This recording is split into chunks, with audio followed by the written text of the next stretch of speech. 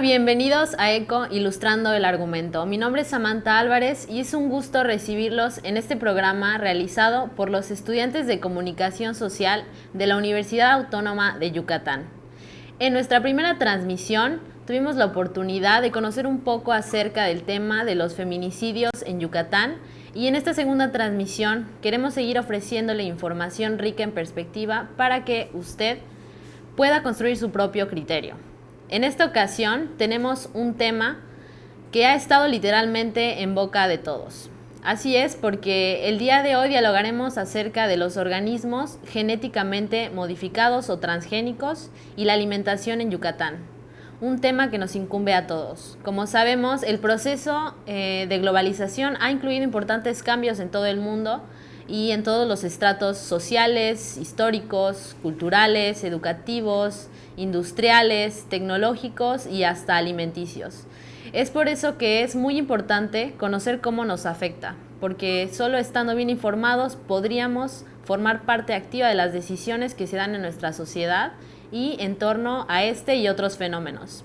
A continuación les presentaremos una breve perspectiva acerca de los transgénicos con nuestra reportera Alejandra Esquinasi.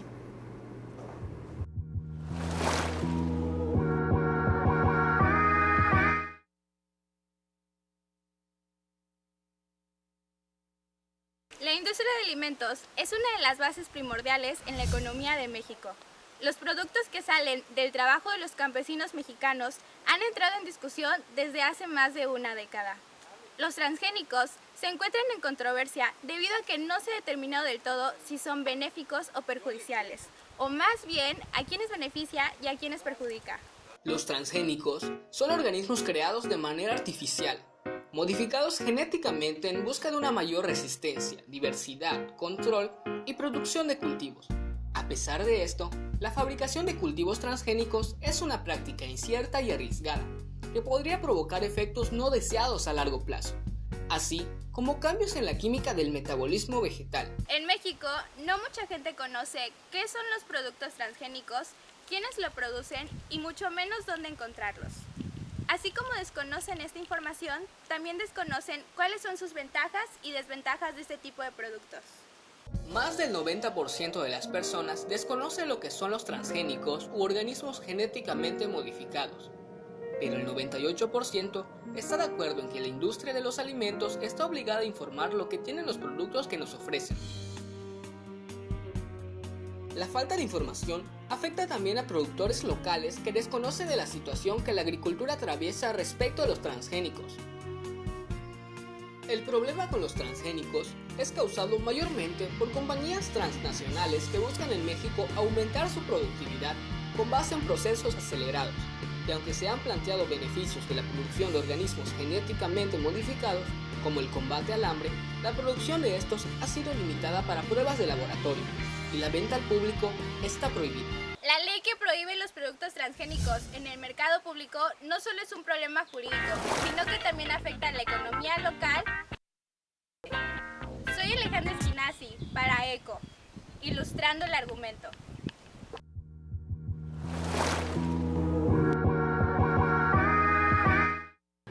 Muy bien, estamos de vuelta aquí en el estudio y me gustaría platicarle acerca de este tema.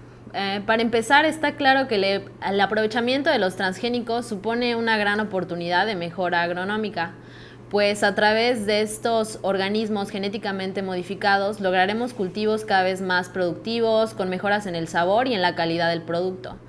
A la vez podemos obtener cultivos más resistentes, por ejemplo a la sequía, a las plagas, a las heladas y muchos otros fenómenos que de un modo u otro condicionan la productividad de un cultivo, y más aún en los países en vías de desarrollo.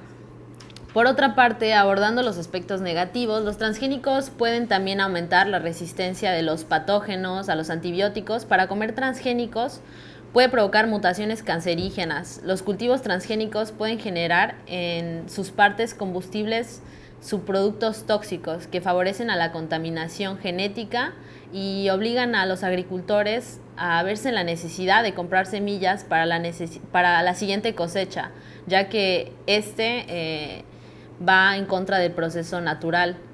En resumen, los cultivos transgénicos implican un incremento en el uso de agrotóxicos, generan contaminación genética y del suelo, una pérdida de biodiversidad, desarrollo de resistencia en insectos y vegetación adventicia, que son las malas hierbas, así como efectos nocivos para otras especies. También nos gustaría saber su opinión acerca de los transgénicos en la península, o si tienen alguna experiencia para compartirnos. Nos gustaría que nos pudieran escribir en Facebook, Laboratorios de Producción Audiovisual WADI. Sigan acompañándonos, ya que de regreso conocerán a los expertos que nos acompañan el día de hoy y nos ayudarán a conocer más del tema, desde 3 perspectivas diferentes, aquí en ECO, ilustrando el argumento.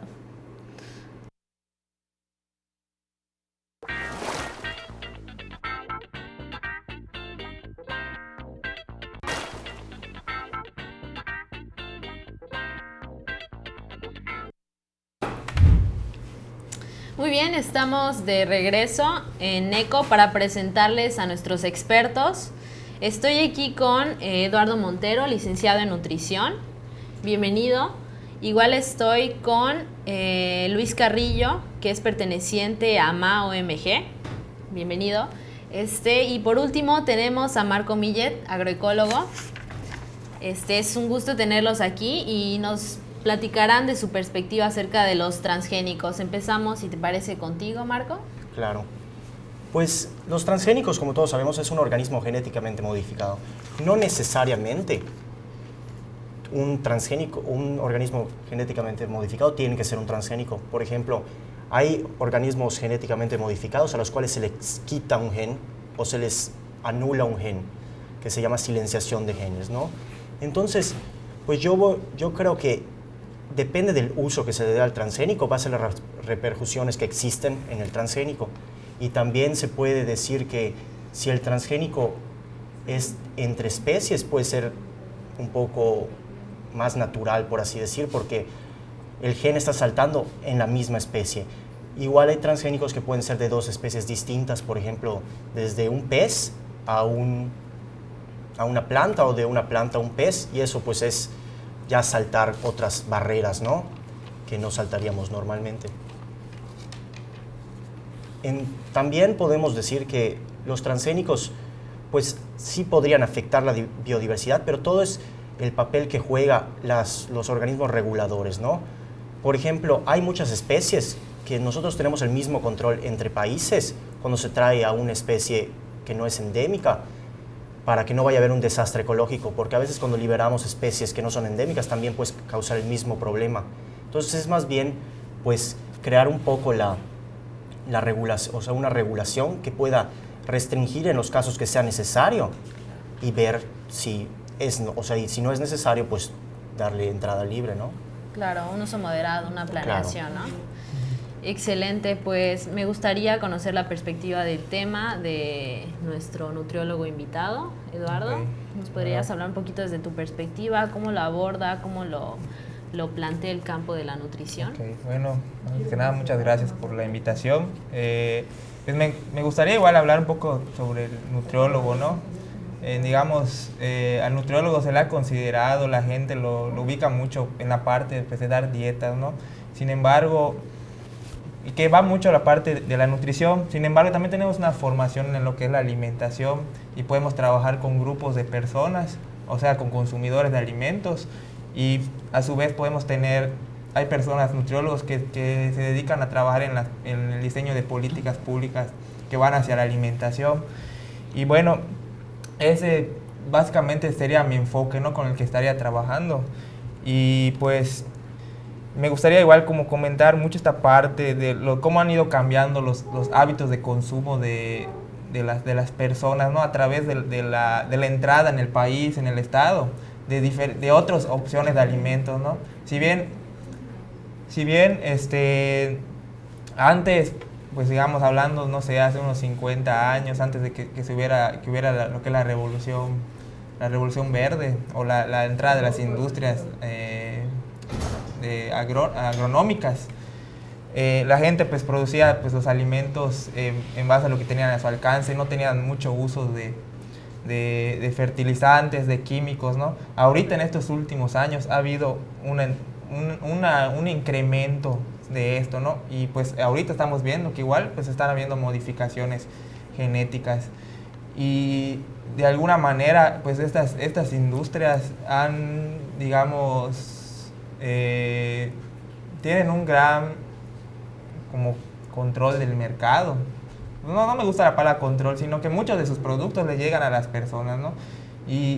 O a los consumidores.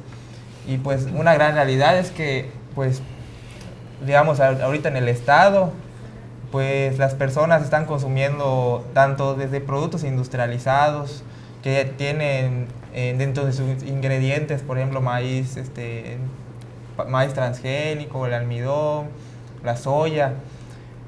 Yo pudiese decir que es muy difícil dar como una postura hacia cómo puede afectar genéticamente en un ser humano estos productos transgénicos. Sin embargo, a corto plazo lo que se ha observado es, por ejemplo, tanto en el productor que lo está cosechando y está utilizando muchos agroquímicos, pues esos agroquímicos están directamente en contacto con ellos e incluso pueden estar en contacto al momento de alimentarse, ¿no? E incluso en las personas de las ciudades, cuando están consumiendo esos alimentos, si no tienen nociones sobre cómo higienizar sus alimentos, pues pueden tener ese contacto directo con esos agroquímicos que de eso sí existen muchos estudios de que pueden tener efectos hacia la salud, ¿no? Claro. Los químicos. Con esta, por mi parte, sería como una primera intervención, ¿no? Sobre cómo la parte nutricional, la parte de la alimentación. Así es. Sí. Sí, bueno, pues es muy interesante conocer la perspectiva de la nutrición, saber las afecciones de estas modificaciones en los organismos genéticos a la salud. Me parece pues muy grato que nos puedas platicar acerca de esto. Ahora me gustaría pasar con nuestro experto Luis Castillo, que nos pudiera platicar un poquito de qué manera lo aborda su organización en su experiencia. ¿Qué nos podría decir al respecto?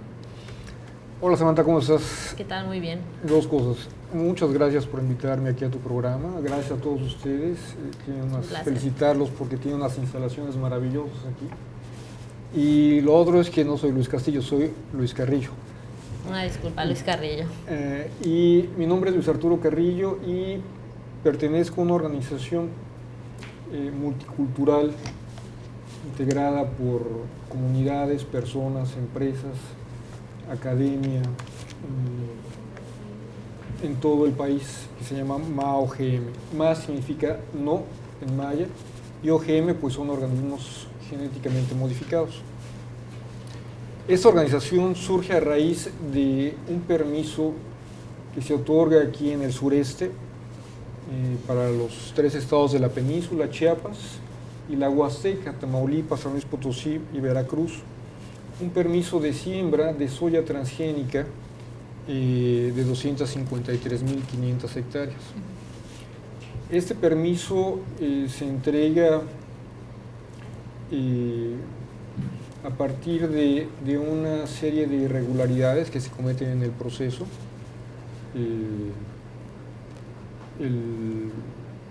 El proceso implica ciertos análisis, necesitabas opiniones vinculantes de institutos como el Instituto Nacional de Ecología, de la CONABIO, de la CONAM, que es la Comisión Nacional de Áreas Protegidas. Necesitaban dar su opinión favorable para este permiso y las 3 dijeron que era un permiso que no podía proceder porque podía causar muchos daños culturales, ambientales, económicos, agrícolas aquí en la península y también en la Huasteca. Sin embargo, la Semarnat desoyó estas recomendaciones y contra la ley dio el visto bueno a la Zagarpa. La Zagarpa entonces, contando con el visto bueno de la Semarnat, un visto bueno ilegal, otorga el permiso a Monsanto. De la misma manera, se cometen otras irregularidades, por ejemplo, para todo ese tipo de megaproyectos, la ley dice que se tiene que hacer una consulta a las comunidades en caso de que haya comunidades indígenas en la zona en donde se va a realizar el megaproyecto. Y esa consulta indígena no se hizo nunca, ¿no? Entonces, esta es la razón por la que surge este movimiento aquí en la península, pero paralelamente también hay un movimiento nacional en el que también estamos nosotros involucrados, Claro. que es contra el maíz transgénico. Una disculpa, lo voy a interrumpir un momento para que nos continúe platicando más en el siguiente bloque. No se vayan, ahora vamos con nuestro reportero Antonio Can, en ECO ilustrando el argumento.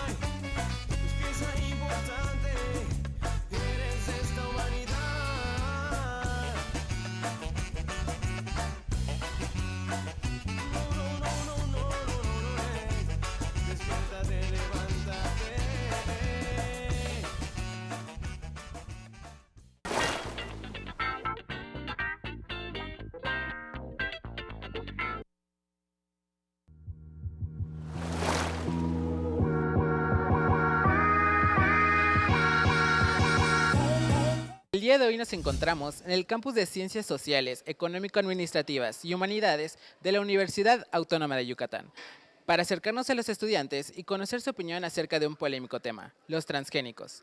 El 26 de octubre del 2016, el gobierno del estado de Yucatán logró declararse territorio libre de transgénicos, defendiendo su biodiversidad, la alimentación de los yucatecos y en sí de todos los mexicanos. Pero, ¿qué tanto sabemos acerca de este tema? Acompáñenme a averiguarlo. ¿Qué conoce acerca de los transgénicos? Bueno, no estoy muy informada sobre el tema, pero no creo que sea tan bueno, ya que creo que se pierde lo natural. He visto algunos documentales o información en la televisión que habla mal de eso, entonces creo que es el hecho de que se pierde lo natural y nos estamos dañando sin que nos demos cuenta. Son unos químicos que se le ponen, por ejemplo, a las frutas o verduras para hacer que se desarrolle como que su maduración, para que sean como que más bonitas, más presentables, para que podamos consumirlas. Ok, ¿tú crees que eso nos beneficia o nos daña más? Pues nos daña muchísimo. Son los alimentos que son modificados genéticamente y pues ya. Ok, ¿tú crees que estos alimentos modificados nos benefician o nos dañan más? Pues yo creo que nos dañan. De cualquier otra forma, todo lo natural, todo lo que no es natural y es artificial nos daña de una manera, ya sea indirecta o directa. Estas fueron algunas opiniones para ECOS, ilustrando el argumento. Yo soy Antonio Can y nos vemos a la próxima.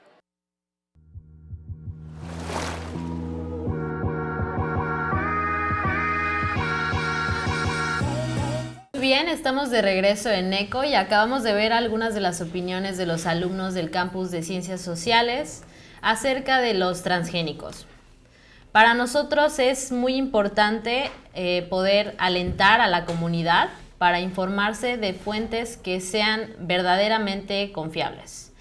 Por el medio que deseen, ya sean televisión, periódicos, artículos científicos, redes sociales o la manera que ustedes prefieran, pero es muy importante.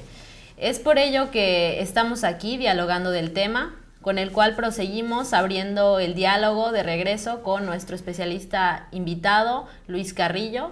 Nos gustaría que nos platicara un poquito de lo que acabamos de escuchar, darle seguimiento a lo que nos estaba platicando antes del corte. Sí, mira, bueno, para continuar me gustaría aclarar algo. El asunto de los transgénicos no es un asunto de biotecnología solamente, no como se quiere reducir muchas veces. No es un proceso tecnológico. Es un organismo vivo liberado al ambiente bajo ciertas condiciones económicas, ciertas condiciones políticas y que tiene repercusión de manera transversal, es decir, afecta a la agricultura, la economía, la sociedad, el medio ambiente, de tal manera que es un tema que hay que abordarlo desde muchas perspectivas. Los principales defensores de los transgénicos, que es la industria que los produce, defienden el hecho biotecnológico, pero las implicaciones van mucho más allá. Entonces, aquí en México, para hacerles un poco de historia, el primer permiso para sembrar transgénico fue uno para tomate, en Sinaloa, en el año de 1988. A partir de eso, desde ese año, que no existía la ley de bioseguridad de organismos genéticamente modificados, que surge hasta el 2005, se han venido otorgando concesiones antes y ahorita permisos se llaman, a partir de 2005. El primer permiso en la península se otorga en Campeche en el año de 2000. Es para Monsanto, para sembrar soya transgénica. En Yucatán entra en 2003 y en Quintana Roo en 2005. Los tres son permisos experimentales. Para otorgar un permiso aquí en México comercial necesita pasar por tres fases antes. La de confinamiento, un permiso de confinamiento que es en laboratorios. Después un permiso experimental que es en áreas abiertas pero controladas y pequeñas. Luego permisos piloto y luego ya los permisos comerciales. En el caso de Yucatán, de la península, lo que existe actualmente es un permiso comercial, del que les hablaba hace un rato, de 253,000 hectáreas, de las cuales 60,000 están en la península. Las otras 190,000 están en la Huasteca y en Chiapas. Entonces, el asunto es que en el caso del maíz, por ejemplo, se intenta introducir maíz transgénico cuando ya se ha demostrado que hay una cruza de especies entre los maíces, lo que se llama la polinización cruzada. Sí. Entonces es muy fácil la contaminación cruzada entre los maíces que se cultivan de manera nativa, ¿no? Eso está demostrado, el doctor Chapela lo demostró ya. Donde no había permisos, en Oaxaca se encontró maíz transgénico. Entonces, ese es uno de los peligros. De esa manera podría atentar contra la autonomía de las comunidades indígenas que tienen derecho a sembrar su propio maíz sin que se les contamine. Claro. Pues es muy interesante escucharlo. Ahora me gustaría, si podemos escuchar la opinión de lo que acabamos de escuchar en el Vox Populi, de los estudiantes, esta desinformación que existe respecto a la cara real de los transgénicos, por Marco Millet. Si nos podrías comentar un poco. Claro que sí, Samantha. Pues a mí me sorprende mucho la desinformación, ¿no? Porque, por ejemplo, una chica, estaba hablando de los agroquímicos y confundió un agroquímico con un transgénico, ¿no? Y entonces, ¿qué me sorprende? Que todos, al final, además de confundirlo, todos consideran que algo es intrínsecamente negativo.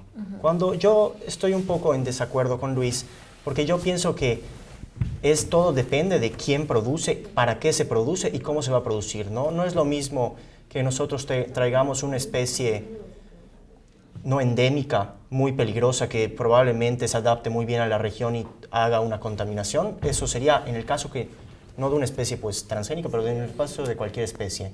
A que traigamos una especie que no va a sobrevivir en el medio. Entonces, tendríamos que hacer un análisis de cada especie y la tecnología en sí no es intrínsecamente mala, lo cual me sorprende mucho que todos piensen que sí. ¿Por qué? Porque es un avance tecnológico que sí bien puede ser malo si cae en malas manos y pueden hacer cosas pues muy malas en general, ¿no? O sea, pueden hacer pues productos que no sabemos cómo van a afectar a la salud de las personas o cómo van a afectar al ecosistema, ¿no? Pero pues también pueden ser productos que no necesariamente afecten y si alguien los desarrolla pues puede ahorrar mucho tiempo y pueden hacer más productiva la producción de X. A ver, yo ahí sí estoy en desacuerdo con Marco.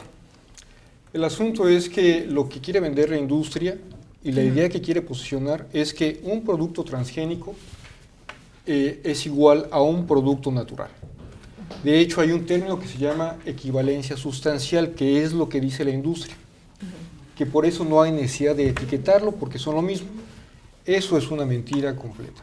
Hay un estudio que se acaba de publicar en la revista Nature, que es de las más prestigiadas, que dice que el método de la biobalística, que es el método con el que se meten los genes del vector al receptor, es un método que causa muchos estragos. Y analizaron el maíz y encontraron en pruebas profundas de composición que tenía 117 proteínas distintas y 91 metabolitos distintos. Los contenidos de dos poliaminas, una que se llama cadaverina y otra que se llama putrescina, relacionadas con los procesos de putrefacción en los cadáveres, eran muchísimo más altos. Y estas están asociadas con la generación de tumores cancerígenos. Entonces, los productos no son iguales, son diferentes. La herramienta no garantiza que el producto que te estás comiendo es un producto equivalente al producto natural. No lo garantiza, y esa es una mentira que han tratado de posicionar la industria. Es una mentira, me parece muy interesante, lo vuelvo a interrumpir. Una disculpa, me gustaría que comentáramos esto un poco más adelante. Nos vamos ahora a un corte comercial. Sí.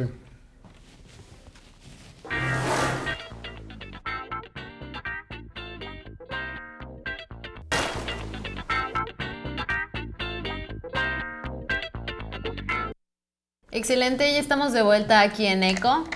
¿Qué tanto conoce usted acerca del papel que juegan los transgénicos en las tradiciones culturales y alimentarias de los yucatecos? ¿Lo que usted consume es 100% orgánico? ¿Y cuál es la postura que tiene acerca de los organismos genéticamente modificados?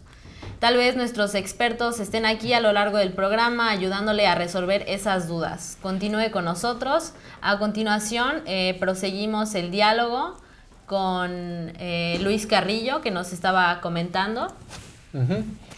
Y bueno, y en parte sí concuerdo contigo. Hay transgénicos que funcionan bien, por ejemplo, los utilizados en las ciencias médicas, como para producir insulina. La insulina se produce a partir de organismos transgénicos, ¿no? Ahí no hay ningún problema. Pero los organismos que se liberan, son organismos vivos que se liberan a campo, pueden causar varios problemas. Y no solo es un asunto del transgénico en sí. En el caso de la península, el transgénico que tenemos es la soya, solución faena, de Monsanto. Y su propiedad conferida es que es resistente a un herbicida que se llama glifosato, que lo produce también Monsanto. No produce más la soya, no es resistente a sequías, no es resistente a plagas, no sabe mejor, no es más grande, no es más bonita, no es nada. Lo único diferente que tiene es que es diferente al herbicida que se llama Monsanto. Es decir, es un paquete tecnológico, no es un transgénico, sino un paquete tecnológico. De nada te sirve la soya transgénica si no la trabajas con glifosato. El glifosato en 2015 se elevó a la categoría de 1 a 4 de peligrosidad con respecto al cáncer. La Organización Mundial de la Salud lo colocó allá, desde luego echando por tierra todo lo que la industria defendía, que era que su producto era casi inocuo, incluso lo vendían como ecológico, y por eso perdieron un juicio en Francia por engaño publicitario. Entonces, ese glifosato que se riega y se pone en las plantas y en el suelo, se va al manto freático, en el caso de la península. Se contamina el agua y resulta que hoy análisis de la Universidad Autónoma de Campeche encuentran glifosato por encima 10, 20 y 30 veces por encima de los niveles europeos en agua de pozo, en orina y en agua purificada. Glifosato. No es solo un problema biotecnológico, es un problema ambiental, cultural, económico, social, es mucho más amplio que la biotecnología. Claro. Muy bien, ahora me gustaría que nos platicara un poquito acerca del tema. Planteamos unas preguntas regresando del corte comercial acerca de qué papel juegan los transgénicos en las tradiciones culturales de Yucatán, en referencia a las tradiciones alimentarias. Me gustaría que aquí interviniera un poco nuestro experto Eduardo. Bueno, Yo concuerdo mucho con la opinión de Luis. Él menciona que este problema debe ser abordado desde diferentes perspectivas, ¿no? Yo pues me atrevo a decir que incluso he dejado un poco la parte de la nutrición para aprender otras cuestiones, tanto de la producción como de la economía, como lo social, para poder formar un criterio sobre este problema. Incluso de una formación en trabajo comunitario, ¿no?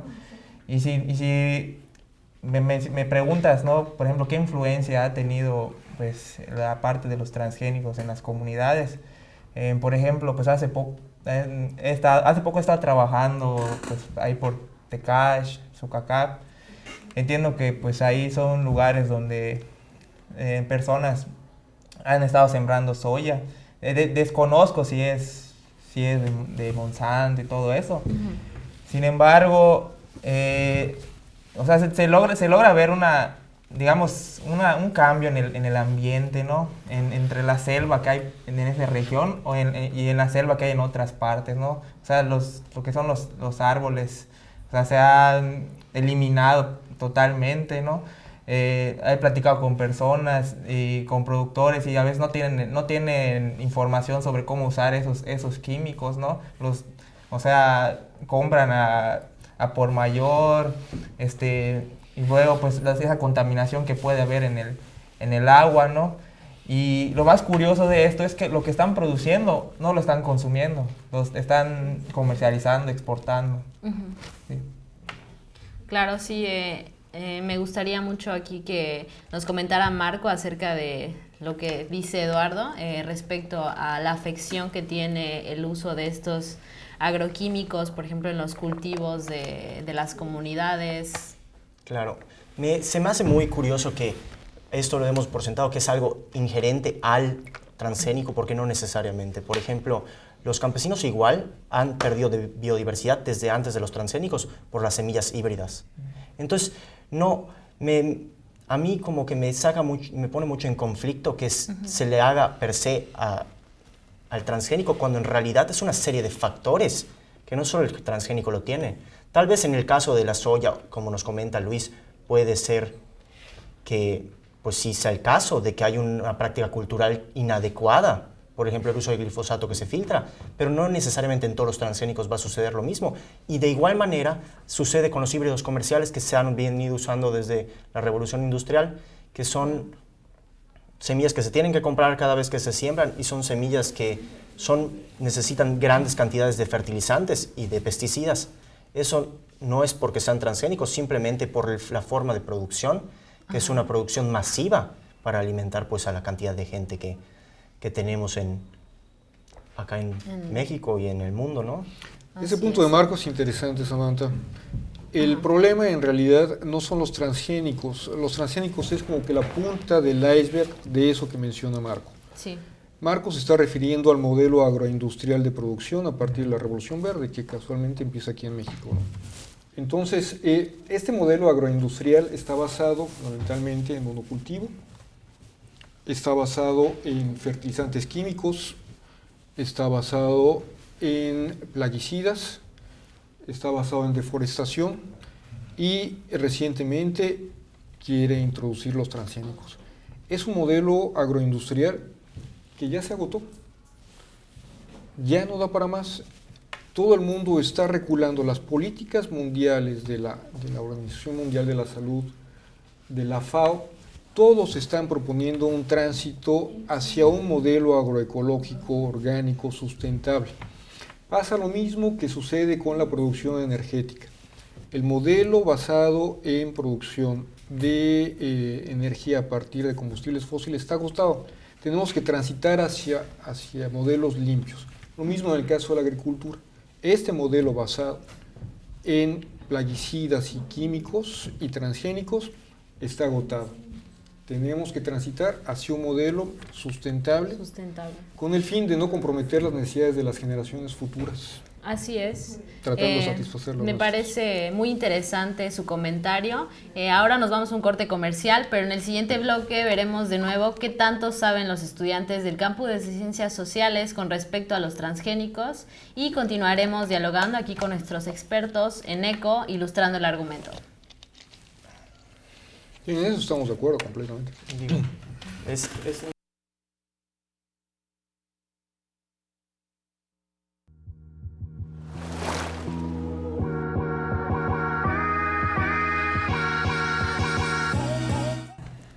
Muy bien, estamos en vivo y de vuelta a ECO. Es muy importante que los estudiantes opinen, se involucren y manifiesten su posición respecto al tema que estamos tratando el día de hoy, que son los transgénicos, la producción de cultivos, puesto que es un tema de suma importancia en nuestro país, en nuestra comunidad. Me gustaría que reiteremos donde nos quedamos el bloque pasado. Si nos pudiera seguir comentando, Luis, de lo que estabas hablando en la intervención que tuvo Marco al respecto. Sí, claro. Bueno, para continuar, el asunto es que hay varias falacias que maneja la industria. Una es esa, que son sustancias equivalentes. La otra es que son la solución contra el hambre y las necesidades de alimentación del mundo, de esta población creciente, ¿no? Claro. Es otra mentira. Y que es la única forma de elevar la producción. Hay un estudio que se publicó recientemente en el que se demuestra cómo en Francia, compara Francia con Estados Unidos, en donde en Francia el uso de los agrotóxicos va a la baja, y en Europa prácticamente, en 19 estados de la Comunidad Europea están prohibidos los transgénicos, por algo, entre ellos en Francia. Entonces, comparan la productividad, y la productividad basada en una agricultura limpia como la francesa, o mucho más limpia que la de Estados Unidos, es la misma. Uh-huh. Es decir, se pueden mantener los crecimientos a partir de una producción sustentable, desandando el camino del agrotóxico. Eso está demostradísimo. Y el problema de la alimentación mundial no es un asunto de transgénicos, es un asunto de distribución de los alimentos, ¿no? Y del desperdicio. Entonces, pues un poco para abordar el panorama internacional, uh-huh. En 2015 la Unión Europea cambió sus políticas, y a partir de ese momento cualquier país puede decirle no a los transgénicos sin necesidad de una prueba científica, ¿no? Claro. 8 meses después, 19 países europeos, los más importantes, Alemania, Francia, Suiza, Suecia, todos prohibieron los transgénicos, la siembra de transgénicos en su territorio. Muy bien, me gustaría aquí ceder la palabra al respecto a nuestro especialista nutriólogo Eduardo. Nos comentar un poquito al respecto de lo que mencionaba Luis. ¿Es el uso de transgénicos, según tu perspectiva, una manera de apoyar en tema del hambre? ¿Es esta una manera que favorezca la productividad? Pues si lo vemos, bueno, yo creo que sí. Yo creo que la tecnología como tal del transgénico es una herramienta que ha descubierto el hombre, que favorece la producción. Uh-huh. Sin embargo, como se ha mencionado anteriormente, el uso excesivo de esta tecnología, las consecuencias que tiene con los agroquímicos y el ambiente, pues, digamos, no contribuye tanto a esa alimentación que buscamos, ¿no? O sea, de alguna manera esa alimentación se ha sostenido antiguamente sin necesidad de esas tecnologías, ¿no? Ahorita, como han cambiado las dinámicas, las sociedades, se proponen estas opciones, ¿no? Uh-huh. Pero yo creo que ahora sí que la decisión la tendríamos que tomar en base, no solo en la cuestión de alimentación, sino en los efectos que tienen en el medio ambiente, las cuestiones económicas, ¿no? Hacia quién están yendo los ingresos, ¿no? De esta producción. O sea, yo creo que no habría que hacerse un análisis solamente de la alimentación, sino un análisis integral para tomar una decisión. Claro, uno más amplio y a largo plazo, uh-huh. ¿no? Sí. Muy bien, pues me gustaría saber qué piensa Marco al respecto. Claro que sí. Me sorprende mucho que nos podamos cerrar de esa manera, ¿no? Uh-huh. O sea, yo creo que todas las cosas, no hay que ser dogmáticos. Cuando uno empieza el dogmatismo, uno termina en épocas muertas, ¿no? Como la tenemos en la época medieval, donde tuvimos una época muerta muchísimo tiempo, donde no hubieron avances de ningún tipo. Y pues yo creo que esto es un poco en base a un dogmatismo, ¿no? Porque cada caso es individual y cada caso debería de ser estudiado por el caso. Cada gen que se haya implementado, pues, o se haya quitado, se tiene que estudiar por el gen y por los efectos que va a traer específicamente ese transgénico. No podemos poner en la misma clasificación, un transgénico que le da resistencia a antibióticos o que causa resistencia a antibióticos, a un gen que simplemente pasó, por ejemplo, tenemos el caso de una planta de tomate, que pasamos un gen de una planta de tomate que es resistente a la salinidad a una planta de tomate que no es resistente. Nos va a ahorrar 20 años y en realidad no tenemos un gen exógeno tan diferente a lo que encontraríamos porque existe naturalmente en el otro tomate. Entonces, yo creo que sería un poco análisis del caso. Claro. Mira, Sí. ese punto es importante porque de eso nos han acusado de dogmáticos, de oscurantistas, ¿no? Que estamos de retardatarios del avance científico. Entonces, ese es el discurso de la industria y como te dije, no estamos en contra de todos los transgénicos. Hay transgénicos que funcionan como en el área médica, pero cuando un transgénico se involucra en la agricultura, no lo podemos analizar solo desde la perspectiva de la biotecnología o de la productividad, es decir, ¿cuántos tomates más nos va a dar? A lo mejor sí nos da muchos más tomates, pero ¿en detrimento de qué? Y ese costo, eso que se llaman costos ocultos, por ejemplo, ¿cuánto no se enferman los agricultores por aplicar químicos? Ese costo oculto no se contabiliza a la hora de la producción, lo que contabilizas es la cantidad de tomates. No contabilizaste cuánto gastaron en médico y cuánto perdieron de días de trabajo. Y así como ese costo oculto están los costos por pérdida de biodiversidad, ¿no? Y hay algo muy importante que es en lo que se basa Europa y en lo que nos queremos basar nosotros, que se llama el principio precautorio. El principio precautorio es una cosa internacional que ahorita te platico. Claro. Muy bien, pues creo que es muy interesante conocer del tema desde cada una de las perspectivas de estudio que nos puede brindar nuestros expertos presentes. Me gustaría seguir con el tema al regreso del corte. Nos vamos a un corte comercial y regresamos a ECO.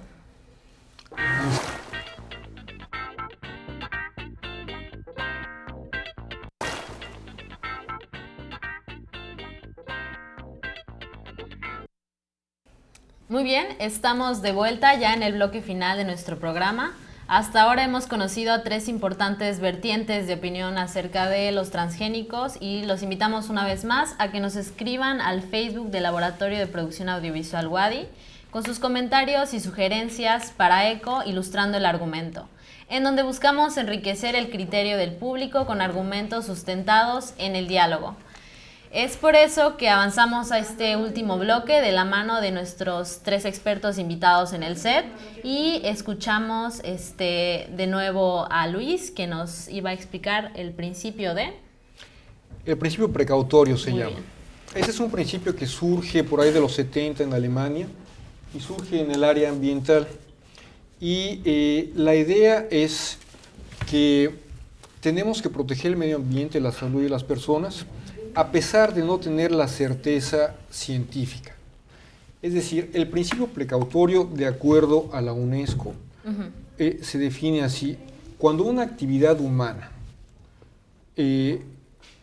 puede producir un daño moralmente inaceptable a la sociedad o al medio ambiente, que sea plausible científicamente pero incierto, es decir, que no esté completamente demostrado, pero que sea plausible y sospechable científicamente, tienen que instrumentarse acciones para evitarlo o disminuirlo. Y eso no es un asunto de activistas ni es un asunto de gobiernos rebeldes, ¿no? Es una posición de la ONU que ha adoptado toda Europa contra los transgénicos, porque hay la plausibilidad científica, hay el daño moralmente inaceptable hacia la sociedad que puede ser daños contra la vida o la salud, puede ser otro daño moralmente, que sea irreversible, por ejemplo, que no sea que dañe a las generaciones futuras o que atente contra los derechos humanos de los afectados. Cualquiera de esas cosas son moralmente inaceptables. Entonces, cuando se cumplen esas condiciones, se activa el mecanismo del principio precautorio reconocido internacionalmente y, como te digo, en Europa se maneja y se manejan muchísimos tratados. Tratado de Diversidad Biológica, en el Protocolo de Cartagena de los Transgénicos, ahí está contemplado el principio precautorio. Entonces digo, si tenemos pruebas científicas que hacen plausible el daño a la salud y al medio ambiente de los organismos científicamente modificados, te concedo, no está completamente demostrado, pero hay plausibilidad científica. Digo, ¿para qué nos ponemos, para qué jugamos a la ruleta rusa, no? Si el revólver tiene una bala, ¿para qué le damos vuelta y nos disparamos? ¿Tú te disparas? No, porque es probable que te mueras. Lo mismo con los transgénicos. Es probable que nos hagan mucho daño. ¿Para qué si hay alternativas? Claro, es muy interesante pues conocer realmente todos los daños, las pruebas científicas que existen respecto a las repercusiones del uso de transgénicos. Ahora, como reflexión final, me gustaría que pues Marco nos compartiera su perspectiva al respecto. Pues a mí me parece muy interesante, ¿no? Y yo estoy un poco más del lado de la ciencia, ¿no? Yo siempre creo que se tiene que probar y se tienen que hacer los suficientes... O sea, la sociedad tenemos que ser el campo de prueba, los conejillos de Indias. Hay un libro de Seralini que se llama así, Todos conejillos de Indias. ¿Quieres que todos seamos los conejillos de Indias de la ciencia? No, pero se pueden hacer estudios de distintas maneras para ver qué tan probables son las condiciones y se tiene que hacer por transgénico y por cada especie que se le haga la modificación, ya sea una modificación de introducir un gen o ya sea una modificación de pues, eliminar un gen, ¿no? Siempre hay pruebas científicas, se puede hacer estudios y ver cuánto podemos nosotros, pues, cuáles son las probabilidades, cuáles necesitan un poco más de estudio, qué transgénicos necesitan menos, pues podemos ver las implicaciones que llevan y no tienen nada de malo, o si tienen y se deben de hacer más estudios. ¿Estarías tú de acuerdo que a pesar de que no exista la certeza científica de que son inocuos, se liberan al ambiente? Pero todavía, o sea, se pueden hacer, siempre va a haber una probabilidad de que no hay, o sea, de la no certeza, siempre hay una probabilidad de que las cosas no sean como uno planea, pero pues uno no puede vivir esperando que se va a morir, ¿no? Ajá, entonces vamos a lanzar al medio ambiente, a todos lados, una tecnología que plausiblemente pueda hacer mucho daño, porque de todos modos nos vamos a morir. Cuando que hay otras tecnologías como la agroecología, la producción sustentable, que nos generan el mismo resultado. La soya transgénica, déjame decirte, produce entre 5 y 10% menos que la soya convencional, la Huasteca 100, la 200 y la 300 y la 400. Entonces, no es más productiva en este caso la soya. Hay alternativas sustentables que incluso producen más. Digo, ¿para qué? Muy bien. Ahora me gustaría pues conocer la reflexión final de nuestro experto, el nutriólogo Eduardo. ¿Qué nos puedes comentar respecto a lo que acabamos de explicar? Más que reflexión de experto, es de persona, ¿no? Yo creo que el problema del hambre es más un problema de actitud de las personas, al igual que de la pobreza, es un problema de actitud. Yo creo que también tenemos que trabajar mucho los argumentos científicos, pero creo que hay modelos para hacer ciencia que deben de ir cambiándose, no solamente limitarnos a partes de laboratorio, sino que igual existen métodos científicos para trabajar con humanos, con grupos sociales que deben de incluirse en este aspecto, ¿no? Como lo puede ser la investigación, acción participativa. Y yo creo que hay que, igual por nuestra parte, bajarnos un poco igual de nuestro papel como expertos y trabajar con la gente en la información, ¿no? Que más que desinformación es que está mediatizada la información, así lo veo. Si tienes 10 segundos, tengo 10 segundos. Sí, 10 segundos. Dice Marco que él está del lado de la ciencia. Nosotros también estamos del lado de la ciencia, también de la gente, del medio ambiente. Y Ese es uno de los argumentos también que la industria crea. Es decir, se va a frenar la ciencia con la oposición a los transgénicos. Y no, lo que sucede cuando te opones a una ciencia es que surgen paralelamente por otros lados otras formas de hacer ciencia, en este caso sustentables. El fracking ya no procede, es el último grito de los combustibles fósiles, pero ahí está la energía solar, es una ciencia distinta. Así es. Muy bien, pues me parece muy importante haber tenido la oportunidad de conocer estas distintas perspectivas respecto al tema. Me queda claro que es un tema muy extenso, con mucho que platicar. Es momento de reconocer que la agricultura industrial pues no resuelve el problema del hambre en el mundo y en cambio está generando graves impactos ambientales. Me parece que es urgente la implementación de una agricultura ecológica basada en la diversidad de cultivos con semillas naturales, la cual pues es sostenible a largo plazo. Esperamos haber despertado en todos ustedes un mayor interés respecto al tema acerca de todo esto para que, aprovechando todas las redes de información que pues nos facilita la tecnología actual, puedan seguir construyendo un criterio a la vanguardia de nuestro tiempo o de la manera que usted prefiera para seguir ilustrando el argumento. Esto ha sido ECO. Muchas gracias. Esperamos que nos vean en nuestro siguiente programa.